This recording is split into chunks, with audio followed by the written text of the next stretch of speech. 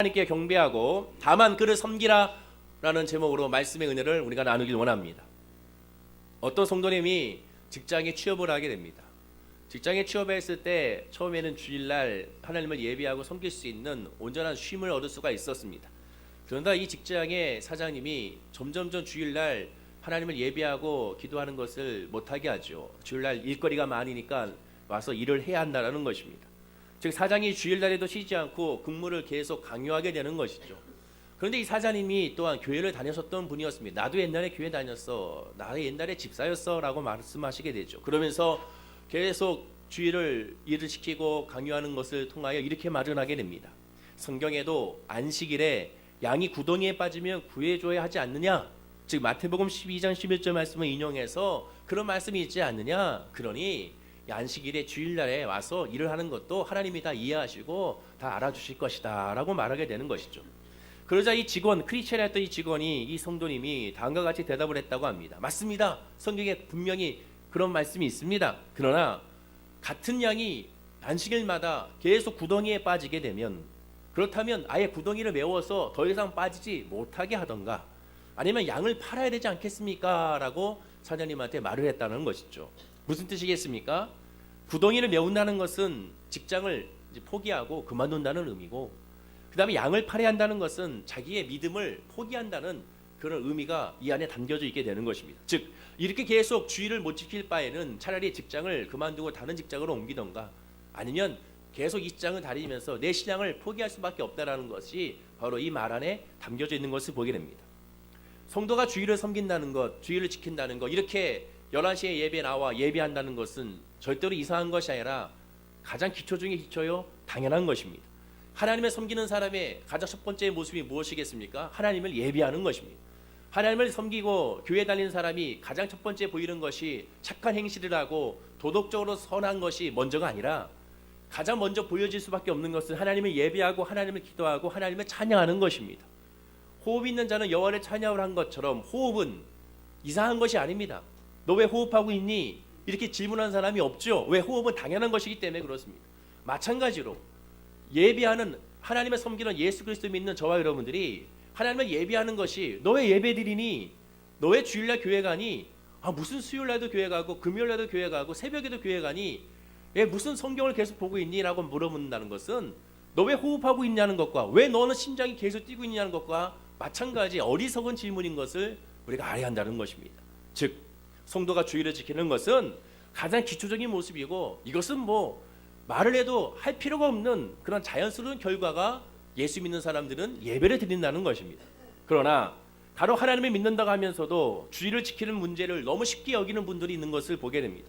아예 이 부분에 대해서 자유로운 분들이 있습니다.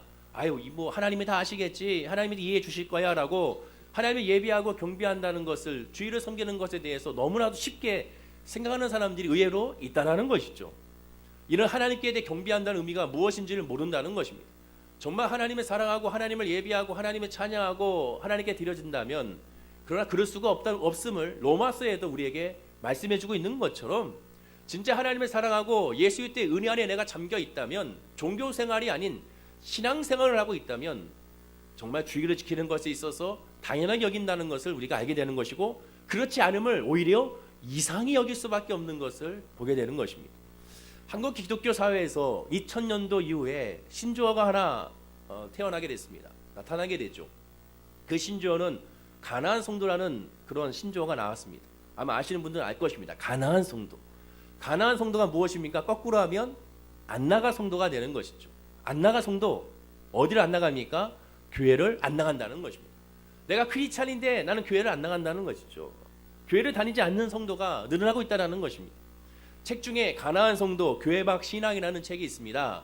이 책을 여러분들 추천을 드리는데 한 번쯤 보시면 굉장히 좋을 것 같습니다. 그러나 이 책을 보실 때 내가 성령에 충만하고 예수 그리스도의 믿음 안에 굳건한 십자가의 반석이 있다면 이 책을 보시고 내가 십자가의 구원의 반석이 없다고 생각하시고 이 책을 보시면 똑같이 안 나갈 성도가 될 수가 있기 때문에 주의해야 될 책 중에 하나가 바로 이 책입니다. 점점 기독교인들이 교회를 다니지 않고 신앙생활을 하고 있다는 것이죠. 예배의 주체는 하나님입니다. 이 책도 그것을 강조하고 있습니다. 예배의 주체는 하나님이죠. 그러나 그 예배의 주체 하나님인 것은 우리가 다 알고 있지만 그러나 그 예배 주체를 이끄는 것도 하나님인데 그 이끄는 것을 바로 인간이 말하고 있는 것이 바로 가나안 성도, 안 나가 성도가 되는 것입니다. 교회를 점점 안 나가는 이유에 대해서 여러 가지 있지만 크게 네 가지로 들 수가 있을 것입니다. 첫째는 교인들 사이에 갈등이 있고, 두 번째는 목회자에 대한 반감이 있을 것입니다. 세 번째는 교회 안에서의 소외감. 내가 교회를 다니는데 왠지 나는 외톨이가 같고, 교회는 사랑의 공동체인데 어느 누구나 나한테 다가와서 말하지 않고 권면하지 않는 모습을 보고 소외감을 느낀다는 것이고, 네 번째는 교회 제도적인 것에 대한 반감. 그 교회 제도적인 것은 직분에 대한 반감, 뭐 장로, 또한 권사, 안수집사, 집사, 평신도 이런 것들이 무슨 교회가 계급 사회냐, 서로 간에 형제요 자매로 하면서 이러한 것들에 대한 알지 못하고 깨닫지 못하는 그런 반감, 이런 반감이 있는 것이죠. 크리스천 투데이의 신문에 보면 가나안 성도가 작년 8월 달에 조사에 의하면 약 100만 명 정도가 가나안 성도, 안 나가 성도가 됐다라고 말하게 됩니다. 한국 기독교가 1000만 정도라고 한다면 이미 100만, 약 이제 900만 밖에 남지 않았고 100만이 떨어져 나가게 된 것이죠. 교회를 다니지 않는 것입니다. 한마디로 이 100만 명은 잃어버린 양이 되고야 만 것이죠. 그러나 그것보다 더 중요한 것은 제가 생각하기에는 교인 사이의 갈등도 있고 교회 안의 소외감도 있고 교회 제도적인 것에 대한 반감도 있지만 더 큰 문제는 목회자들이 아닌가 생각이 듭니다. 저부터가 반성하고 회개하고 하나님 앞에 엎드려야 되는 것이죠. 왜냐? 목회자들이 성도님들에게 올바른 신앙이 무엇인지를 가르치지 아니하고 교회의 종교 생활을 가르치기 때문에 그렇습니다. 종교 생활이라는 것이 바로 무엇이겠습니까? 겉으로 보여지는 것이죠. 직분자의 모습은 이렇게 해야 된다는 것을 강조하고 그러다 보니까 교회 건축에만 신경을 쓰고 외적인 성장, 숫자가 얼마나 되느냐, 목사님끼리 모이면 요새 성도가 몇 명 됩니까? 이것을 먼저 물어보게 되죠. 교회가 얼마나 부흥하고 성장했습니까를 물어보는 기준이 얼마나 성도가 늘어났느냐, 얼마나 교회가 지어졌느냐, 얼마나 예배당 수가 많으냐, 얼마나 많은 프로그램이 있느냐, 얼마나 많은 교육자들이 부교육자들이 있느냐, 이것이 교회 성장의 핵심이 되고야 만 것입니다. 지금 목회자들부터가 교회 신앙의 핵심을 외적인 것에 추구하고 있으니, 그러나 당연히 성도님들도 외적인 것에 추구할 수밖에 없게 되는 것이죠. 올바른 신앙의 첫째는 외적인 것이 아니라 예배가 돼야 되고, 예배가 살고 하나님의 말씀이 살고 기도가 살았을 때 신앙이 살고, 그 신앙에 살면 주변 사람들이 살고, 주변 사람들이 살게 되면 교회가 살고, 그 교회가 살면 주변에 있는 지역이 살아가고, 그 지역이 살아가면 나라와 민족이 살아간다는 것이 성경의 법칙이고 성경의 말씀이고 또한 사도행전 1장 8절의 말씀인데, 그러나 그것에 예배의 중심으로 하는 것이 아니라 외적인 것에 중심으로 하다 보니까 신앙의 변질이 생길 수밖에 없는 것입니다. 교회란 어떤 것입니까? 교회란 하나님을 예배하는 것입니다. 예수님께서 성전을 정하실 때 하신 말씀이 무엇입니까? 이 집은 아버지의 집인데, 아버지의 집은 기도하는 집이라고 말씀하셨습니다. 아버지의 집은 매매하는 것이 아니고, 아버지의 집은 파는 것이 아니고, 아버지의 집은 환전하는 것이 아니고, 아버지의 집은 기도하는 것이다, 예배하는 것이다라고 예수님을 말씀하시면서 채찍을 두고 환전수두와 매매상들을 쫓아내시고 상을 엎으신 것을 보게 됩니다. 무슨 뜻입니까? 우리가 교회에 나와 지금 예배하는 이 순간, 주일 3부 예배 11시 예배 드리는 이 순간은 무엇 때문에 나오느냐? 나와주는 것이 아니고, 누구를 만나기 위해 나온 것이 아니고, 하나님을 만나기 위하여, 하나님을 찬양하기 위하여, 하나님께 기도하기 위하여 나온 것을 먼저 우리가 고백하고 깨달아 알아야 한다는 것입니다.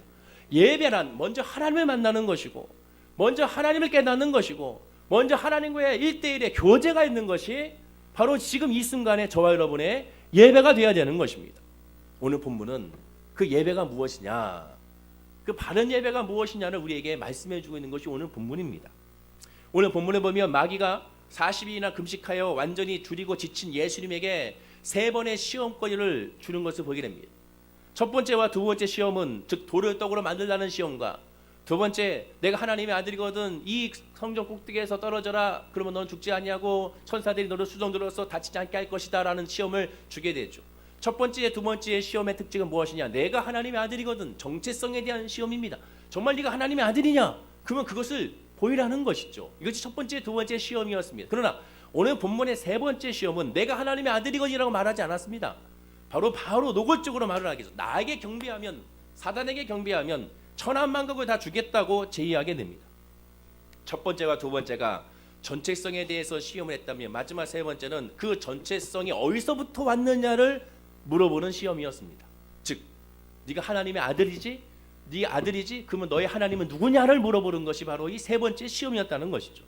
당연히 예수님은 나의 하나님은 오직 하나님이기 때문에 내가 경배해야 될 분은 바로 여호와 하나님밖에 없으니 내가 오직 하나님 한 분밖에 경배하고 예배할 수밖에 없다라고 말씀하시면서 사단을 쫓아내시는 것을 보게 되는 것이죠. 오늘 본문을 잘 분석해 보면 하나님을 예배하고 경배하는 것이 무엇인지를 알 수가 있습니다. 쉽게 말해 주의를 지키는 것이 무엇인지를 알 수 있는 구절이 오늘 본문 안에 고스란히 담겨져 있게 되는 것입니다. 그래서 오늘 본문의 말씀을 통하여 저와 여러분들이 과연 나는 주일 예배를 어떻게 생각하고 있는지, 내가 이 주일 예배를 어떻게 드려주고 있는지, 얼마나 소중하게 여기고 있는지, 얼마나 이 예배가 놀라운 하나님의 기적의 역사고 놀라운 하나님의 예배의 역사고 놀라운 하나님의 축복의 역사인지를 한번 비교하고 한번 발견하는 그런 믿음의 시간이 되어야 될 줄로 믿습니다. 자, 오늘 본문을 보면 마귀는 예수님에게 세 가지의 시험을 걸게 됩니다.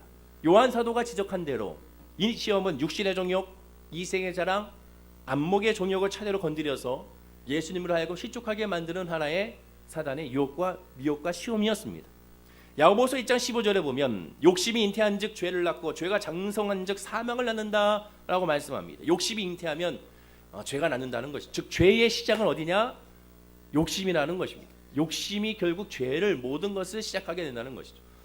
모든 욕심이 죄의 출발점이라는 것인데 마귀도 예수님의 인간적인 욕심을 걸고 넘어뜨리려 했습니다. 그러나 예수님은 하나님이자 완전한 인간이었기 때문에 완전히 인간이니까 당연히 배고플 수밖에 없고 욕심이 있을 수밖에 없고 또한 자기가 원하는 대로 행할 수밖에 없는 모습인 것을 보게 됩니다. 그래서 만약에 예수님이 넘어지면, 만약에 그 시험 가운데 넘어뜨리게 되면 십자가의 구원의 역사가 사라지게 되는 것을 보게 되는 것이죠. 그래서 사단은 그 시험을 하고 있는 것을 보게 됩니다.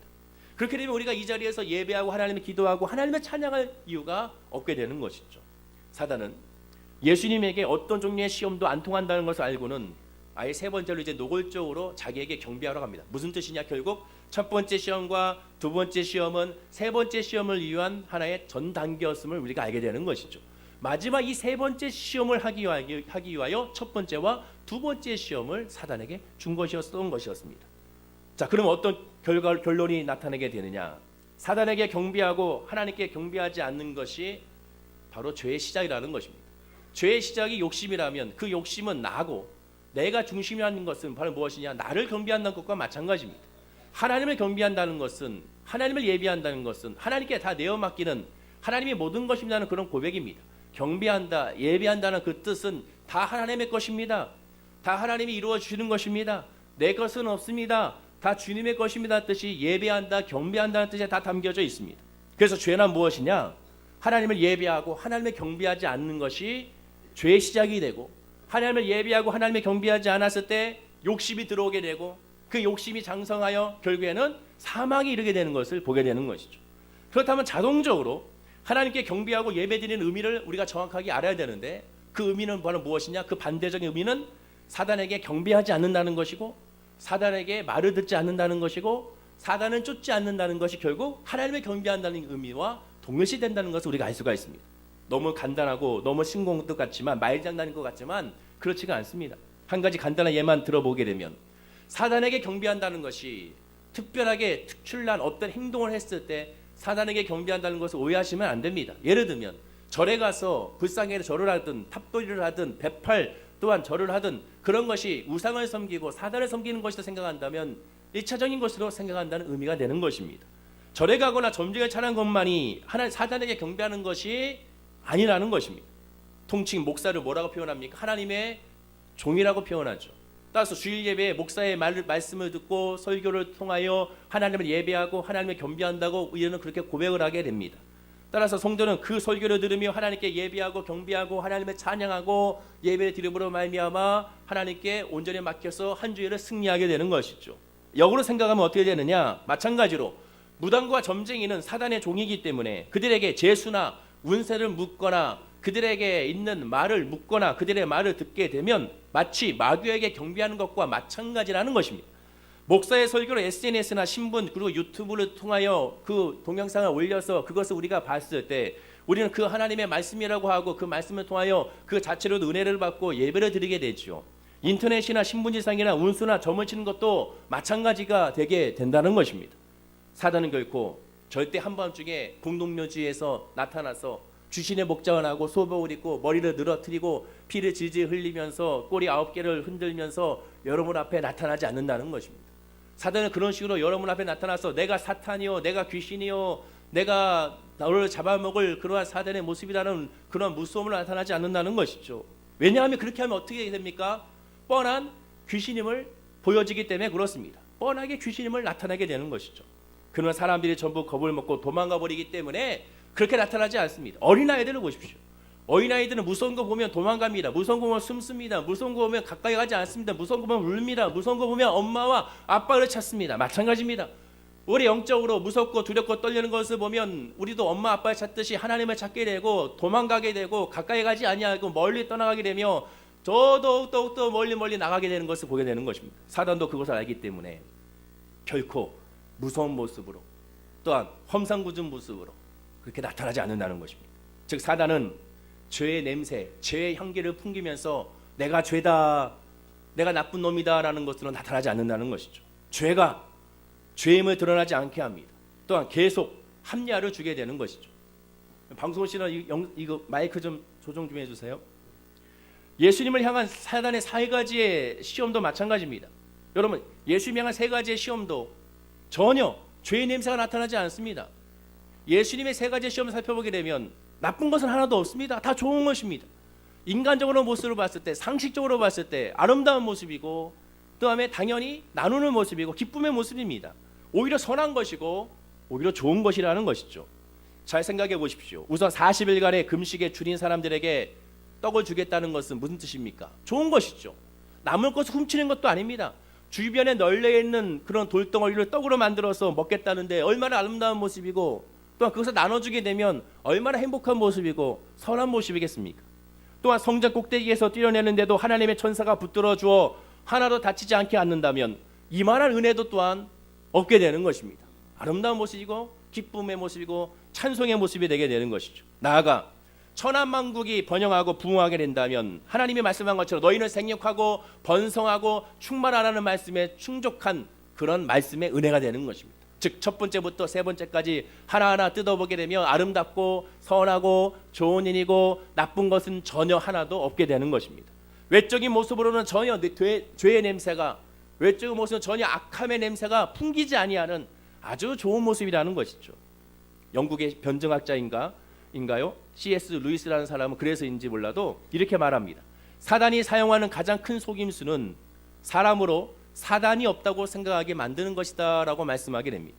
사단으로 하여금 우리를 어떻게 역사하시느냐? 사람이 하나님이 없고 사단이 없게 만들어버리는 것입니다. 그리고 오히려 사단이 숨어있는 곳은 어디에 있느냐? 선한 곳, 아름다운 곳, 또한 이성적으로 좋은 곳에 사단은 오히려 숨겨져 있다라는 것이죠. 예전에 말씀드린 것처럼 우리는 교회 학교에서 어린아이들한테 방송 좀 잘 좀 부탁드립니다. 너무 울립니다. 선하고 아름답고 이성적인 모습이 나타나기 때문에 교회 학교 아이들한테 우리가 사단을 설명할 때, 마귀의 모습을 설명할 때 염소의 모습, 해골의 모습, 무서움의 모습, 괴물의 모습으로 그렇게 설명하면 안 됩니다. 왜? 성경은 그렇게 표현하고 있지 않기 때문에 그렇습니다. 루시퍼를 보십시오. 루시퍼는 천사 중에서 가장 아름다운 천사였고 가장 찬양을 잘하는 음악 대장이었습니다.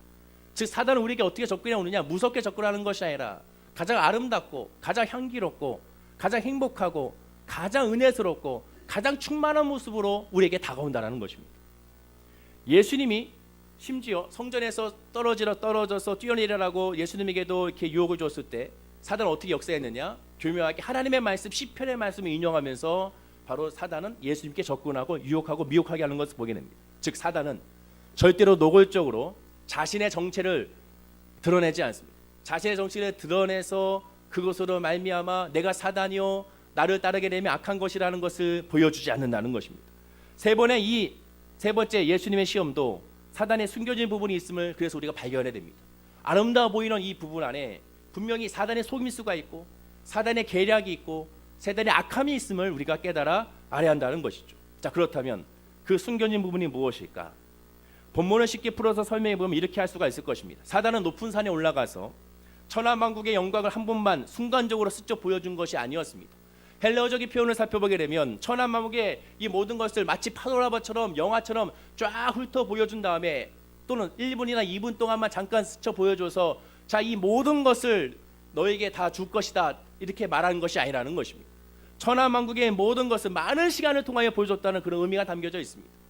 한두 시간이 아니라 여러 시간을 통하여 계속적으로 주기적으로 계속 반복적으로 예수님에게 이 모든 것들을 보여주면서 바로 마음 가운데 욕심이 들어오게 하고 그 다음에 그것을 생각하게 하고 그런 마음에 넘어가게 하는 것이 사단의 모습입니다.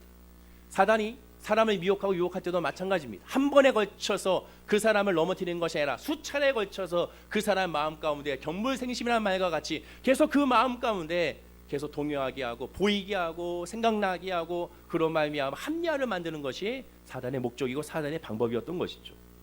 요즘식으로 하면 좋은 집과 좋은 빌딩과 아름다운 건물과 아름다운 동상과 아름다운 여러 가지 정원들을 보여주면서 이 모든 것들을 다 너에게 예수에게 주겠다고 말한 것과 마찬가지입니다.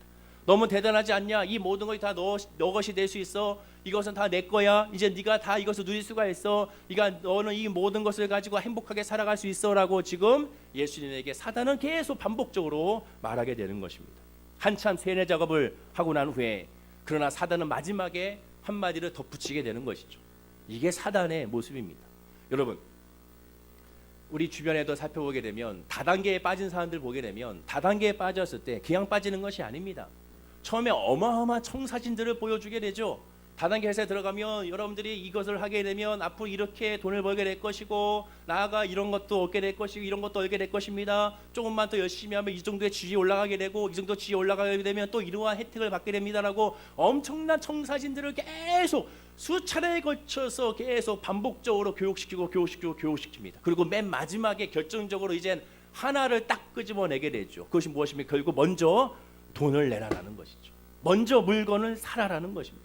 그런 말미암아 거기서부터 완전히 빠져들게 하는 것이죠. 마찬가지입니다. 예수님이 지금 시험에 나가는 세 번째에도 사단은 여러 가지 많은 것들을 보여주고 나서 이젠 이 모든 것이 다 내 것이야 말하다가 맨 마지막에 조건 하나 딱 붙이는데 그것이 바로 무엇이냐? 바로 이것이죠. 다른 거 아니야. 아주 쉬워. 딱 한 가지 조건이야. 어려운 것도 아니야. 정말 조건이라고 해서 살 수도 없어. 눈 한 번 딱 감으면 된다는 것이죠. 그것이 바로 무엇이냐? 주일날 교회 가서 예배드리지 말라는 것입니다. 하나님을 섬기고 하나님을 예배하지 말라는 것이죠. 하나님만 찾지 마. 나한테만 한번 경배해. 나한테만 예배해. 그리고 이 모든 것들 다 너의 것이여라고 지금 말한 것과 마찬가지라는 거죠. 대신에 주일날 교회 가지 말고 운동하라는 것입니다. 대신에 교회 가지 말고 책을 보라는 것이죠. 더 좋은 데가 많지 있지 않느냐? 니네 회사에서 이맘때쯤이면 저기 힘들고 어려운 동네에서 연탄 배달하지 않느냐? 거기에 주일날 너도 같이 참여해라. 얼마나 좋냐? 봉사도 하고 상사한테 인정도 받고 또한 이렇게 하니까 마음에 보람도 되고 교제되고 얼마나 좋지 않느냐? 야, 뭐하러 그렇게 하느냐? 오랜만에 힘들고 어려운 친구들 찾아서 한번 만나서 권면도 해주고 밥도 사주고 해라. 부모님도 한번 찾아가 보고 먼 직접도 한번 찾아가 보고 또한 평상시 하지 못했던 시간이 없으니까 운동도 못했지 않니? 오늘 이 시간에 얼마나 날이 좋냐? 오늘 가족들은 교회 보내고 너는 그냥 운동하고 열심히 건강을 먼저 챙겨라. 어차피 하나님은 네 마음을 다 아시지 않겠느냐? 이렇게 해석해버리게 만드는 것이죠. 또 정 마음 가운데 예배드리지 않은 것에 대해서 마음에 찔림이 있으면 굳이 그럴 필요 있느냐? 집에 텔레비전만 틀리면 C3TV, CBS 수많은 설교 말씀이 예배 신앙이 나오니까 멀리 가지 말고 지금 여기서 예배 신앙을 보고 그리고 여기서 잠깐 기도하고 가면 되지 않느냐? 사단은 그렇게 지금 말하게 되는 것입니다. 중요한 사단의 숨겨진 모습은 사단이 인간을 걸고 넘어질 때 절대로 자기에게 먼저 경배하라고 하지 않습니다. 그렇다고 하나님께 경배하라고도 말하지도 않습니다. 심지어 주일날 교회 가지 말라고도 말하지 않습니다. 대신에 계속 사람을 보게 만들고 환경을 보게 만들고 재미와 유익을 보게 만듭니다. 교회 가봤자 널 힘들어하는 사람이 있지 않느냐? 교회 가봤자 도대체 설교가 무슨 말인지 모르지 않느냐? 재미도 없지 않느냐? 졸립지 않느냐? 교회 가봤자 날 너무 덥지 않느냐? 난방을 너무 세게 틀어놓고 어쨌든 너무 춥지 않느냐? 아예 못하러 가느냐? 그냥 여기 있어라. 그냥 가족들만 보내. 아내만 보내. 남편만 보내. 애들만 보내. 그냥 쉬어. 너 피곤하잖아. 이렇게 사단은 우리에게 말한다는 것이죠. 심지어 성도가 돈이 없어 쩔쩔매거나 피곤하여 병이 든 것은 좋아하지 않으실 거니까 교회를 잘 섬기려고 해도 돈이 있고 건강해야 되지 않겠느냐라고 핑계를 대면서 합리화를 주면서 웬만하면 하나님을 섬기지 못하게 만드는 것입니다. 교회를 걸고 넘어져 자신의 욕심만 채우려는 인간의 죄성을 살짝살짝 건드리는 사단의 속임수가 어마어마하게 많은 것을 보게 됩니다. 내가 이 사업을 하는데 왜 교회에서 나를 사업을 도와주지 않지? 내가 이 일을 하는데 왜 교회에서는 이 일을 하는 데 있어서 나의 교회에 협조해 주지 않지? 계속 그런 식으로 섭섭하게 만드는 것이죠. 다시 강조합니다. 교회는 내 사업을 연장하는 것이 아니고, 교회는 교제로 말미암아 내 신앙의 교제가 아니라 세상의 교제를 연장하는 것이 아닙니다. 교회는 하나님을 예배하고 하나님을 찬양하고 하나님을 기도하고 하나님을 일대일로 만나는 것이 바로 교회입니다. 말씀을 듣고 말씀을 통하여 깨닫고 그 말씀을 통하여 기도함으로 말미암아 성령의 충만을 받아서 이 하나님의 복을 가지고 이 세상에 나아가 승리하는 삶을 사는 것이 바로 교회의 목적이고 교회의 사명이고 교회의 은혜인 것을 우리가 깨달아 알아야 되는 것입니다. 신앙생활은 내 인생의 액세서리와 스펙 중에 하나가 되는 것이 아닙니다. 너무나 안타까운 것은 제가 알고 있는 한 목사님의 딸이 이제 20대가 되니까 본인의 섬기는 교회에서는 청년이 많지 않고 성도가 많지 않으니까 딸을 큰 교회로 보냅니다. 자랑스럽게 말씀하시더라고요. 내가 그 교회를 보냈어. 강남에 있는 모 교회. 왜요? 거기 가면 청년들 많으니까, 또 좋은 청년들 많으니까 거기서 좋은 형제 만나라고, 결혼시키려고 그걸로 보냈어. 거기서 봉사하게 하고, 거기 담임 목사님 내가 잘 아니까 내가 부탁을 특별히 드렸지. 주변에 믿음에 있는 청년주 한번 소개시켜달라고. 그래서 거기서 지금 봉사하고 있는데 이제 결혼한다는 것이죠. 다음 달에 결혼한다고 청첩장을 저한테 주시더라고요. 하나님이 보시면 기뻐하시겠습니까? 성도님들이 보고 무슨 생각을 하겠습니까? 하나님이 그런 마음으로 신앙생활을 가르쳐준 것이 아닌 것이죠. 하나님을 믿는다면, 예수님을 믿는다면, 하나님의 말씀의 권능과 능력을 믿는다면 인간의 생각으로 해서는 안 되는 것입니다. 교회란 내가 결혼하기 위해서 다니는 것도 아니고, 내 사업을 열어달라고 교회 다니는 것이 아니고, 내 직장에서 승진시켜달라고 교회 다니는 것이 아니고, 내 질병을 치유해달라고 교회 다니는 것이 아닙니다. 먼저는 하나님을 만나고 하나님을 예배하고 내 삶의 중간자가 내가 아니라 하나님이었다는 것을 깨닫고 그 말씀으로 엎드려져서 하나님을 의지하고 하나님을 깨닫는 것이 바로 교회고, 그것이 말씀이고 그것이 복음의 능력인 것을 깨달아 알아가는 것이 바로 교회의 사명이고 교회의 은혜라는 것을 우리가 기억해야 될 줄로 믿습니다. 예수님에게 세 번째 이 시험은 사실 유혹이나 시험이 아닙니다. 일종이 뭐였냐면 제한이었고 거래였고 계약이었습니다. 어떤 계약입니까? 나에게 경배하면 너에게 주리라. 이것이 사단의 목적이었습니다. 사단은 이런 식으로 성도를 미혹하게 만듭니다. 하나님 앞에 네가 헌금을 드리면 하나님이 너에게 복을 주실 거야. 하나님께 너에게 시간을 많이 드리면 하나님께 너한테 이거를 주실 거야. 계속 이렇게 우리에게 주입함으로 말미암아 안 주면 시험 들고, 안 주면 삐지고, 안 주면 섭섭하고, 안 주면 이럴 수가 있습니까? 내가 하나님께 이렇게 드렸는데, 내가 이렇게 시간을 드렸는데 왜 나한테 안 줍니까? 라고 말하게 되는 것이죠. 이것이 사단의 방법입니다. 신앙은요, 거래가 아닙니다. 신앙은요, 딜이 아니에요. 하나님께 내가 10을 줬으니 나한테 30을 주십시오. 30배, 60배, 100배의 축복이 무슨 뜻입니까? 물질의 축복이 아닙니다. 영적인 축복이죠. 하나님의 은혜가 내 삶 가운데, 내가 하나님의 은혜로 살지 못했는데 하나님이 내 삶의 주관자구나. 내가 어디 있든지, 내가 저 바다 끝에 있을지라도, 내가 수월에 있을지라도, 지옥의 앞에 있을지라도 하나님이 나를 떠나지 아니하고 어느 순간이나 하나님 나를 지키시고 보호하시는 거구나. 이걸 깨닫는 것이 30배, 60배, 100배의 축복인데 이것을 물질로 바꿔버렸습니다. 누가? 죄송하지만 저와 같은 목사들이 물질로 바꿔버렸습니다. 주의 종들이 물질로 바꿔버렸습니다. 왜? 그렇게 해야 헌금이 많이 들어오고, 그렇게 해야 성도들이 좋아하기 때문에 그렇죠. 하나님의 말씀은 거래가 아닙니다. 하나님의 말씀의 능력, 예수 때의 믿음의 능력, 주님을 만나는 것이 바로 예배의 목적이고 예배의 핵심이라는 것을 우리가 알아야 되는 것입니다. 천하 만국과 눈 한 번 감는 것을 맞바꾸자고 하면서 마치 사단이 아주 손해보는 듯이 접근하깁니다. 야, 나한테 한 번만 경배, 이건 내가 너 다 줄게. 손해보는 것처럼 말을 하게 됐죠. 말하자면 주일 예배만 빠지면 세상의 모든 것을 다 주겠다고 말하는 것과 마찬가지입니다. 예배 보는 이 시간에 다른 것을 하면 더 너에게 유익이 있지 않느냐고 말하는 것과 마찬가지인 것입니다. 사단의 속일수의 가장 중요한 초점은 하나님께 드리는 예배를 못 드리게 합니다. 왜? 하나님께 드리는 예배가 핵심이고 능력이기 때문에 그렇습니다. 그러니까 그걸 못하게 하는 것입니다. 왜 기도를 못하게 합니까? 왜 사단이 여러분의 기도를 방해할까요? 기도가 능력이 있기 때문에 그렇습니다. 무슨 능력입니까? 기도란 무엇이라 말씀드렸습니까? 맡기는 것이라 말씀드렸습니다. 기도란 나의 문제, 나의 아픔, 나의 상처를, 내가 가지고 있는 이 문제와 이 상처를 하나님께 맡기는 것입니다. 그러면 나한테 이제 없는 것이죠. 나한테 문제가 있을 때, 나한테 이 아픔이 있을 때, 고통이 있을 때, 질병이 있을 때, 어려움이 있을 때, 상처가 있을 때 나한테 있으면 사단이 내가 갖고 있으니까 언제든지 나를 미혹하고 시험 들고 아프게 할 수가 있습니다. 왜? 쉬운 존재죠. 우리는 육신의 연약함이 있기 때문에. 근데 우리가 기도하면, 하나님께 부르짖고 간구하면 내 문제가 하나하나 하나님께 맡겨지게 됩니다. 그럼 어떻게 됩니까?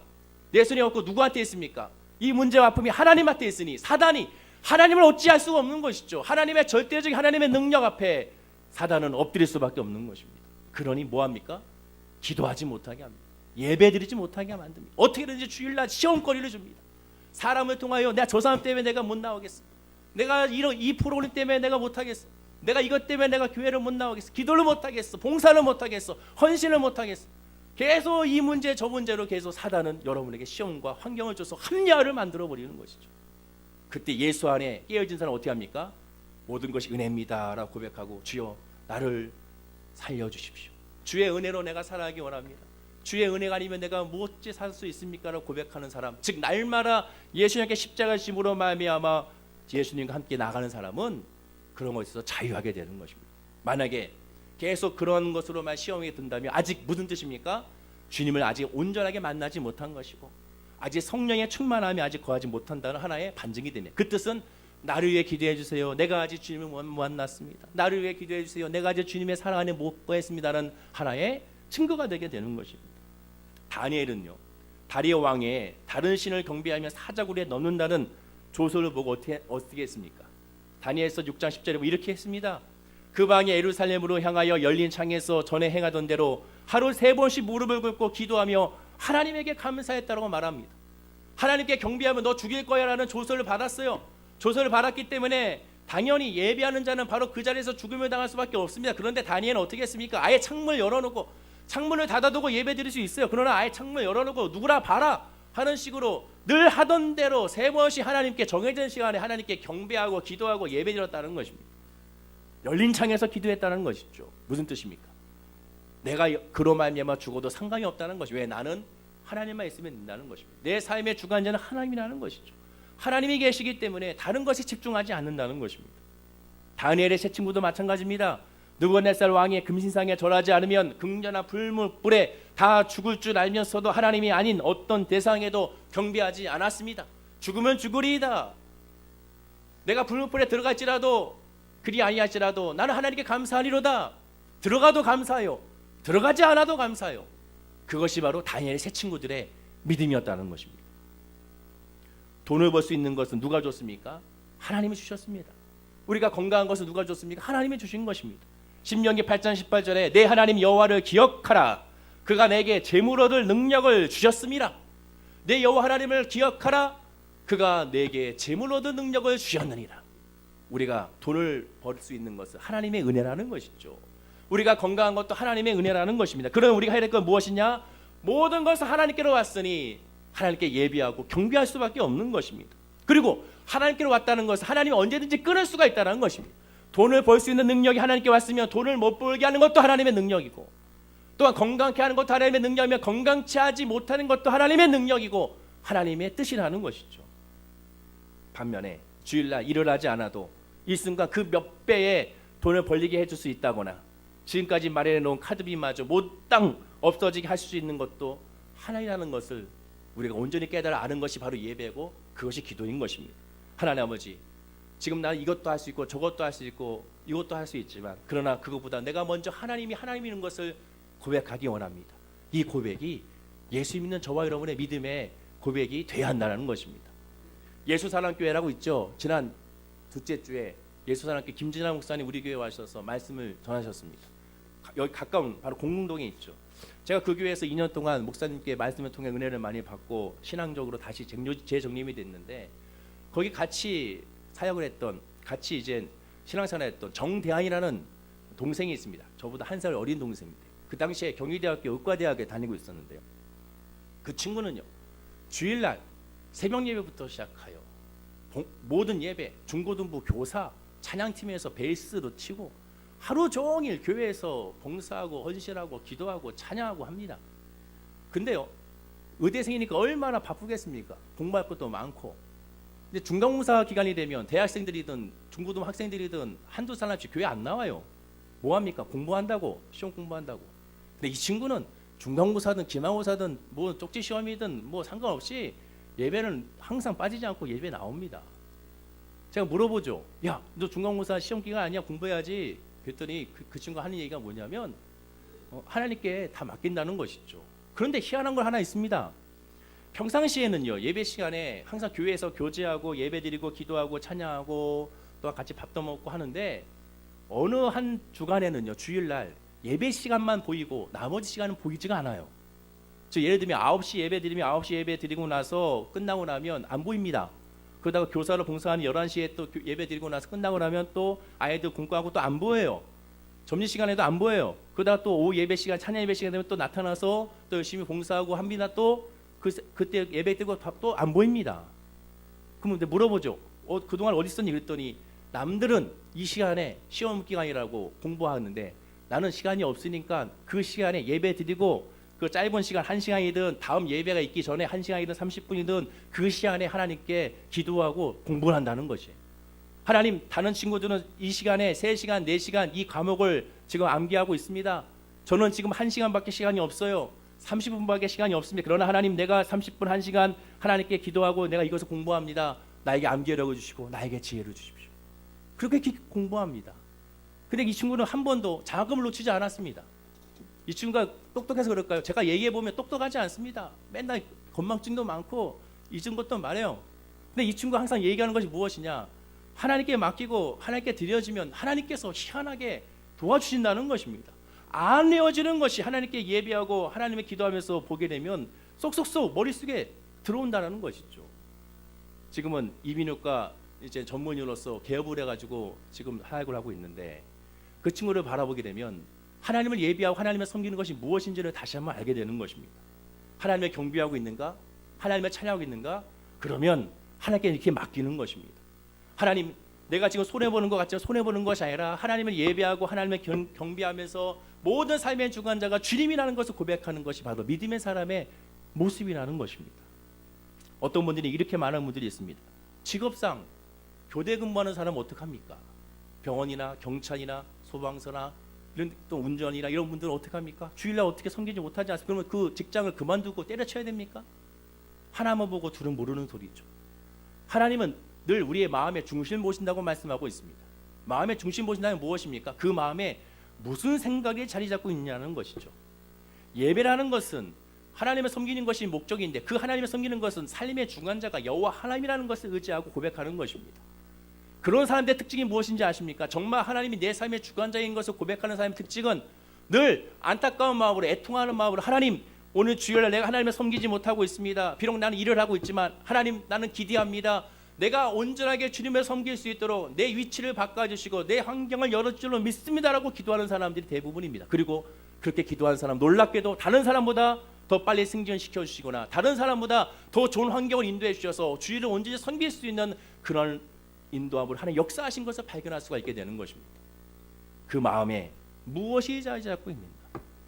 정말 삶의 주관자가 여호와 하나님을 바라보고 있느냐? 그럼 하나님 앞에 엎드려 경배하고 예배하게 됩니다. 주일을 소중히 여깁니다. 기도와 예배 시간은 소중히 여깁니다. 그러나 예배드리는 목적이 하나님이 아니라 내 삶이 먼저였다면 예배 시간은 그때그때 다릅니다. 예배의 소중함이 그때그때 다릅니다. 내가 힘들고 어려울 때는 예배가 소중해집니다. 왜? 하나님께 거래해야 되니까. 하나님, 나 응답해 주시면 내가 더 열심히 예배하겠습니다. 그러나 그렇지 않은 사람은, 하나님만 주관적으로 하나님만 바라본 사람은 지금 나에게 어떤 상황에 다가와도 내 시간표에는 늘 주일은 하나님을 먼저 섬기는 날이 됩니다. 그런 사람이 하나님께서는 하나님의 복을 안 부어줄 수가 없게 되는 것입니다. 오늘 말씀에서 있어서 핵심이 바로 그것입니다. 예배를 드리는 자, 경배하는 자는 하나님만 바라보는 사람입니다. 예배드린다는 것은 하나님의 절대적으로 의지하는 사람이 하나님을 의지하는 믿음의 사람인 것을 우리가 기억하고 깨달아 알아야 되는 것입니다. 한 성도님이 남편이 불신자였습니다. 남편이 불신자라서 남편을 위해서 열심히 기도하게 되죠. 내 사는 남편이 예수 믿기 원합니다라고 열심히 기도합니다. 근데 남편도 어렸을 때부터 교회를 다녔던 분인데 청년 시절에 교회를 이제 떠나서 어린 시절에 교회를 다녔던 열정은 있습니다. 그래서 교회 가면 좋은 것은 압니다. 예수 그리스도를 믿는 건 좋은 걸 압니다. 그러나 믿어지지가 않습니다. 교회 나와서 예배드리는 것이 그렇게 불편하고 힘들고 못 보던 사람들, 안 보던 사람들 인사하고 웃으면서 하는 것이 너무 힘들고 지친 것이죠. 그러니까 이제 아내분들 열심히 기도합니다. 목사님들 열심히 기도합니다. 식구들, 구역 식구들 열심히 기도합니다. 제발 이 남편이 주님께 와게 해달라고. 근데 그분의 특징이 뭐냐면 자녀들과 아내들은 교회 보내는 것에 대해서 상관없습니다. 가서 열심히 기도해, 열심히 봉사해, 열심히 헌신해, 열심히 응원해 줍니다. 근데 본인은 이제 교회 안 나오죠. 그 시간에 뭐 하느냐? 이분은 골프 치러 다녔습니다. 그날도 역시 지방으로 골프 치러 갔다가 오는 길에 안타깝게도 큰 사고가 나게 되죠. 자동차가 완전히 박살이 나서 반파가 되고야 말았습니다. 근데 하나님의 은혜로 말미암아 다치지 않고 건강한 모습으로 나오게 되죠. 전혀 다치지 않았습니다. 근데 순간에 예전에 예배하고 기도했던 어린 시절의 기억을 있으니까 이것이 혹시 하나님의 경고가 아닌가 이런 생각을 하게 된 것이죠. 내가 예배를 안 드렸더니 하나님께서 나를 이렇게 경고하신 것인가 아닌가 생각이 들게 돼서 두려움과 떨리는 마음으로 그 주에 교회를 나왔습니다. 교회 나와가지고 목사님한테 물어보게 되죠. 목사님, 제가 교회를 안 나왔더니 하나님께서 이렇게 치신 것 같습니다. 계속 교회 안 나오면 하나님께서 이렇게 치실까요? 라고 물어보게 되죠. 그때 목사님이 대답한 건 무엇이냐? 계속 나와도 상관이 없습니다. 계속 안 나와도 상관이 없습니다. 계속 안 나오게 되면 결국 하나님께서 결국 당신을 치시기 때문에 그렇습니다라고 말합니다. 무슨 뜻이냐?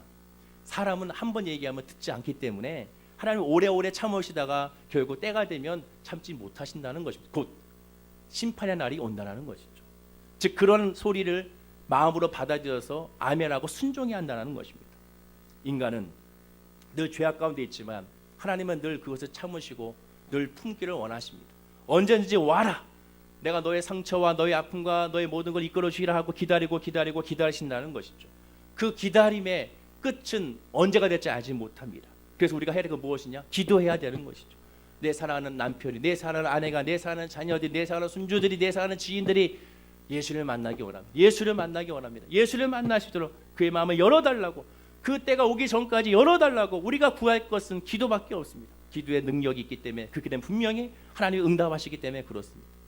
지금 이 시점에 사랑하는 자녀들에게 대입이, 취업이 먼저 중요한 것이 아닙니다. 승진이 먼저 중요한 것이 아니에요. 먼저 중요한 것은 하나님을 믿고 하나님을 섬기느냐 섬기지 않느냐, 이것이 가장 중요한 것입니다. 우리들의 기도에 가장 중요한 것은 먼저 예수를 믿게 해달라고 기도하는 것입니다. 내 사랑하는 자녀가 예수를 믿기 원합니다. 내 사랑하는 남편이 예수를 믿기 원합니다. 내 사랑하는 아내가 예수를 믿기 원합니다. 교회 나오고 있다면 하나님의 성령 받게 하여 주시옵소서. 그래서 정말 삶의 주관자가 하나님이라는 것을 고백하고 늘 하나님을 예배하고 기도하는 믿음의 내 사랑하는 가족이 되게 달라고 기도하는 모습이 저와 여러분의 신앙의 고백이요 기도의 제목이 되어야 될 줄로 믿습니다. 마지막으로 우리 스스로 한번 솔직히 물어보십시오. 나는 왜 하나님을 경배하는가? 나는 왜 하나님을 예배하는가? 내가 하나님을 예배하는 이유가 무엇인가? 무엇 때문에 예배하고 있는가? 내가 왜 주일을 지키고 있는가? 왜 지키는가? 직분 때문에 지키는가? 봉사 때문에 지키는가? 아니면 무엇 때문에 지키는가? 정말 하나님의 은혜 때문에 하고 있는가? 하나님의 은혜를 내가 알고 있는가? 예수님의 십자가의 구원이 내 마음 가운데 정말 확실하고 있는가? 이것을 우리가 진짜 점검해야 됩니다. 만약에 그렇지 않다면 기도해야 됩니다. 하나님, 내가 예수의 은혜를 알게 하시고 믿음의 은혜를 알게 하시고 성령의 은혜를 알게 해달라고 기도하고 기도해야 되는 것입니다.